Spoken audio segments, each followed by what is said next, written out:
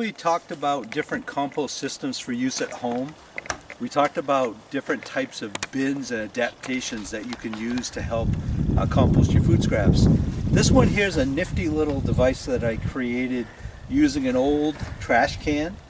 And the way that this works is that you put your food scraps in the top, and if you look down inside, there's some PVC piping and a little screen. And what happens is we add a layer of amendment, then a layer of food scraps, a layer of amendment, a layer of food scraps till we fill this thing up. And you'll notice it's got all these openings with mesh screen. And the reason why is that when this cover's closed, it's pretty much insect proof. And all we do here is we attach a bouncy house blower using a PVC rubber coupling. And what the bouncy house blower does is you have it on a timer to come on every hour for about 5 minutes or so. It keeps this thing aerobic, and it does enough flow that it actually augments the whole compost process. But just a little simple adaptation of a trash can. Also have a little port down here for leachate to collect if you want to, and you can either put it back into the compost pile because most of the leachate that comes out is full of nutrients, and those belong in the compost itself. Then we have these life-size lobster trap bins, and this is about the size of it when you actually get it together. I know in the pictures you can't really get the scale, but this thing is 4 foot tall and approximately 4 feet in diameter. And the way that it works is you cover the bottom with a good 5 inches of carbon amendment, mostly like horse bedding, things like that. Then you add your food scraps, cover them, and keep adding until this thing is full.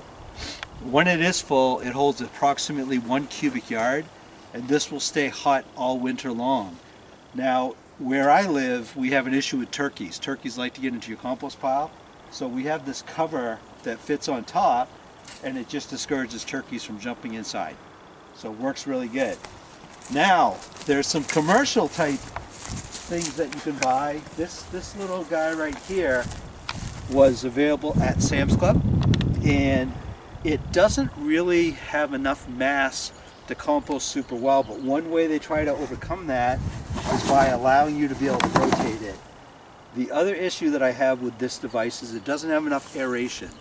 So I would actually encourage someone that owned this to drill some holes and maybe put some screening in to get a little more flow. The bin that I use at home predominantly is this rotating bin. And what I like about this rotating bin is that you have a handle on the side, very easy to operate, that can rotate the whole thing. You have 2 doors you can load, so you actually can have a fresh pile going here. As you can see, I've got some fresh compost going, and it's actually turning out pretty darn good. And then over here, I have some amendment waiting for a fresh compost pile, and this is called coffee chaff. And you can notice that I've mixed in some finished compost, so we're ready to start a new brew. Mark, how often do you add water to a device like this? It looks like you can't get water in normally. Well, you actually can. What I like to use for these is a water bottle, typical garden spout with a spray head. Because what happens is that this will get dry and it'll shed water if you use like a garden hose. But if you have a gentle sprinkle going on top, as it gets wet, it starts to permeate, and then you'll get some really good wetting. But what I like most about this unit is that after you fill it up with whatever food scraps or things you're using, you give it a turn.